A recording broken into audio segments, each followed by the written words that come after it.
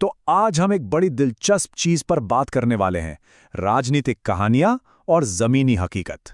अक्सर होता यह है कि जो कहानी हमें बताई जाती है और जो असलियत में लोग जी रहे होते हैं, उसमें एक बहुत बड़ा फासला होता है। तो फिर सवाल ये उठता है कि जब सरकार की बताई कहानी और लोगों के अपने अनुभव, जब ये दोनों आपस में टकराते हैं, तो असली कहानी आखिर है क्या? चलिए आज इसी की पड़ताल करते हैं। इस टकराव को समझने के लिए जरा इन दो हेडलाइंस को देखिए। एक तरफ एक ऐसी कहानी है जो भावनाओं को भड़काती है, एक प्रोपेगेंडा का हिस्सा है, और दूसरी तरफ एक आम इंसान की दुखद असली हकीकत। तो चलिए अपनी पहली पड़ताल की तरफ बढ़ते हैं, और ये है शुद्ध शाकाहारी राष्ट्र का मिथक। ये एक ऐसी कहानी है जिसे भारत में खाने और धर्म के आसपास बड़ी सावधानी से बुना गया है। अक्सर है ना, जब हिंदुत्व में शाकाहार की बात होती है तो इस तरह के शास्त्रीय तर्क दिए जाते हैं। जैसे महाभारत में भीष्म कहते हैं कि जो मांस नहीं खाता उसे स्वर्ग मिलता है। सुनने में ये कहानी बड़ी सीधी और सरल लगती है ना, लेकिन कहानी यहीं खत्म नहीं होती, और यहीं पर यह मामला बड़ा दिलचस्प हो जाता है। उसी बातचीत में भीष्म एक बिल्कुल अलग बात भी कहते हैं।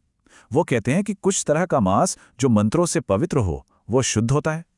सोचिए, एक ही ग्रंथ, एक ही बातचीत, लेकिन दो अलग अलग विचार।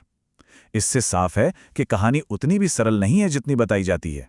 तो ये तो हुई शास्त्रों की बात। अब जरा जमीन पर आकर देखते हैं कि असलियत क्या है। और ये आंकड़े, ये पूरी तस्वीर ही बदल देते हैं। प्यू रिसर्च सेंटर के मुताबिक 56%, जी हां, आधे से ज्यादा हिंदू मांसाहारी हैं। तो वो शुद्ध शाकाहारी राष्ट्र वाली कहानी इन आंकड़ों के सामने कहीं नहीं टिकती। और देखिए, ये कहानी सिर्फ धर्म तक ही सीमित नहीं है। जैसा कि डॉक्टर अंबेडकर ने भी कहा था, हमारे यहाँ खाने पीने का ताल्लुक जाति से भी बहुत गहरा है। सर्वे बताते हैं कि एससी, एसटी और ओबीसी समुदायों में मांसाहार का प्रतिशत जनरल कैटेगरी से कहीं ज्यादा है। यानी आहार सिर्फ एक धार्मिक चॉइस नहीं, बल्कि एक सामाजिक और आर्थिक सच्चाई भी है। और फिर जब यही मुद्दा राजनीति के अखाड़े में उतरता है तो खेल एकदम पलट जाता है। यहां दोहरापन बिल्कुल साफ दिखता है।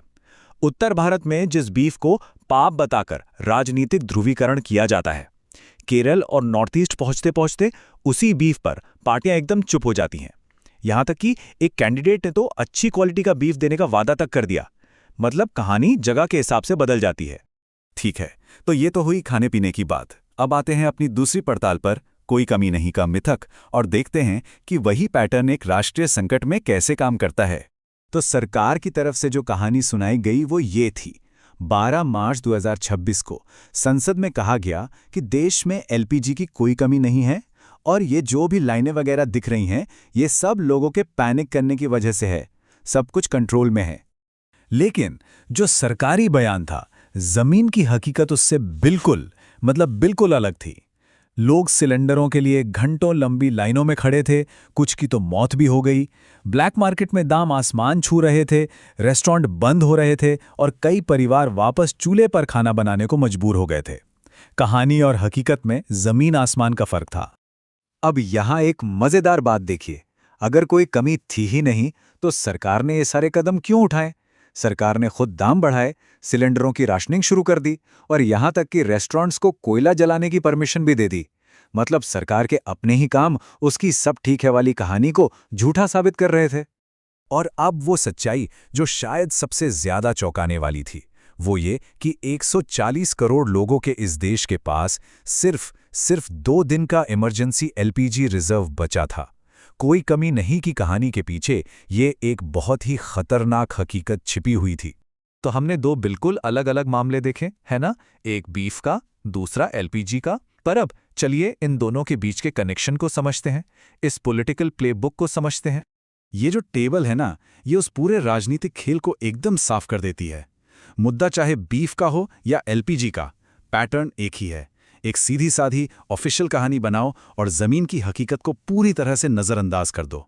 बीफ के मामले में 56% मांसाहारी हिंदुओं की हकीकत को, और एलपीजी के मामले में सिर्फ 2 दिन के रिजर्व वाली सच्चाई को। तो इन सब बातों का मतलब क्या है?